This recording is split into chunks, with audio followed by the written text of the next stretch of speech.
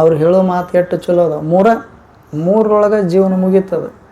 ಸಣ್ಣವರು ಇದ್ದಾಗ ವಿದ್ಯಾ ಸಂಪಾದನೆ, ವಯಸ್ಸಿನೊಳಗೆ ಧನ ಸಂಪಾದನೆ, ಮುಪ್ಪಾವಸ್ಥೆಯೊಳಗೆ ಬಂದಾಗ ಒಂದಿಷ್ಟು ಧರ್ಮದ ಕಾರ್ಯಗಳನ್ನು ಮಾಡಿಬಿಟ್ಟು ಅಂದ್ರೆ ಮನುಷ್ಯನೇ ನಿನ್ನ ಜೀವನ ಸಾರ್ಥಕ ಆಗುತ್ತದೆ. ಈಗ ಒಂದು ಹೂವು ಇರುತ್ತದಲ್ಲ, ಹೂವು ಬೆಳಗಿನ ಜಾವ ಅರಳುತ್ತದೆ. ಬೆಳಗಿನ ಜಾವ ಅರಳುತ್ತದೆ. ಅರಳಿದ ಬಳಿಕ ಸುತ್ತಮುತ್ತೆಲ್ಲ ಸುವಾಸವನ್ನು ಹರವುತ್ತದೆ.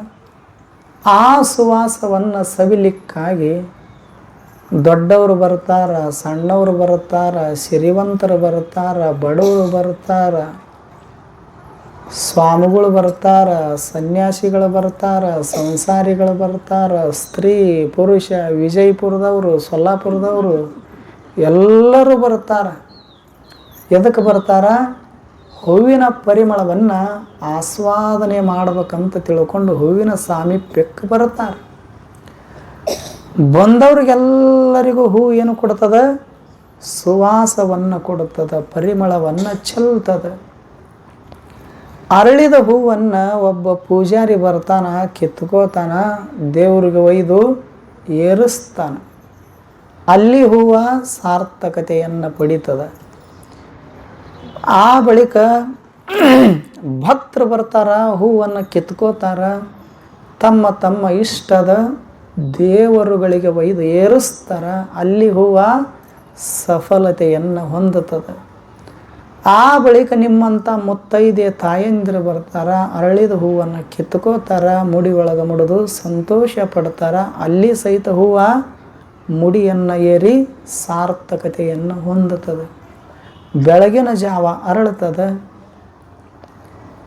ಸಂಜೆ ಆಗೋದ್ರೊಳಗನ ಎಲ್ಲರಿಗೂ ಬೇಕಾಗ್ತದೆ.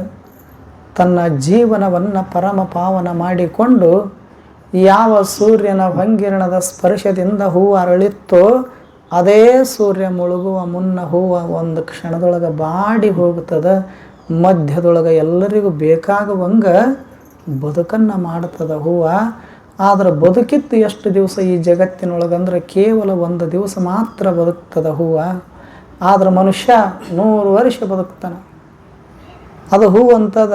ನನ್ನ ಧರ್ಮ ಭಗವಂತನಿಗೆ ಏರೋದು. ನನ್ನ ಧರ್ಮ ನನ್ನ ಬಳಿ ಯಾರು ಬರ್ತಾರಲ್ಲ, ಭಿನ್ನ ಭೇದ ಎಣಿಸಲಾರ್ದಂಗೆ, ಭೇದ ಭಾವ ಮಾಡಲಾರ್ದಂಗೆ ಬಂದವ್ರಿಗೆಲ್ಲರಿಗೂ ಸುವಾಸವನ್ನು ಕೊಡೋದೇ ನನ್ನ ಧರ್ಮ. ಆದ್ರೆ ಮನುಷ್ಯನೇ, ನೀ 100 ವರ್ಷ ಬದುಕಿದೆಲ್ಲ, ನೀ ಯಾರಿಗೆ ಏನೇನು ಕೊಟ್ಟಿ ಅಂತ ಹೂ ಅಂತದ. ಇವ ಏನು ಕೊಟ್ಟ? ಮಂದಿಗೆಲ್ಲ ಸಾಲ ಕೊಟ್ಟ. ಏನು ಕೊಟ್ಟ?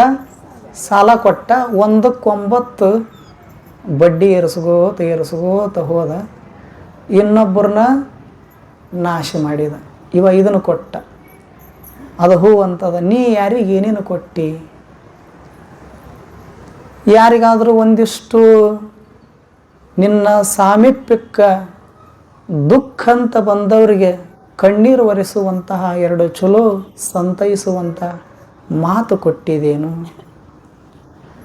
ಒಂದಿಷ್ಟು ಜೀವನದೊಳಗೆ ತಾಪತ್ರಯಗಳನ್ನು ಅನುಭವಿಸಿ ಬಂದವರಿಗೆ ಏನಾದರೂ ಸಂತೋಷ ಆಗುವಂಥದ್ದು ಏನಾದರೂ ಒಂದು ವಸ್ತು ಕೊಟ್ಟಿದ್ದೇನು? ಯಾರಿಗೇನು ಕೊಟ್ಟಿ ಅಂತ ಹೂವು ಪ್ರಶ್ನೆ ಮಾಡ್ತದೆ. ಹೂವಿನ ಧರ್ಮ ಏನೋ ಪರಿಮಳವನ್ನು ಕೊಡೋದು. ಹೇಗೋ ಹಾಗೆ ಮನುಷ್ಯನ ಧರ್ಮ ಏನು ಅಂತ ಕೇಳಿದ್ರೆ, ಇನ್ನೊಬ್ಬರಿಗೆ ಕೆಟ್ಟದ್ದನ್ನು ಮಾಡಲಾರ್ದಂಗೆ ಇರೋದೇ ನಿಜವಾದ ಧರ್ಮ ಸಂಗ್ರಹ. ಎಷ್ಟು ಚಲೋ ಮಾತು ಹೇಳ್ತಾರೆ ಅವರು. ಕರ್ತವ್ಯೋ ಧರ್ಮ ಸಂಗ್ರಹ. ನಿನ್ನ ಕೆಲಸ ಏನಪ್ಪ ಮನುಷ್ಯನೇ ಅಂತ ಕೇಳಿದ್ರೆ, ಧರ್ಮದ ಕಾರ್ಯಗಳನ್ನೇ ಮಾಡೋದು.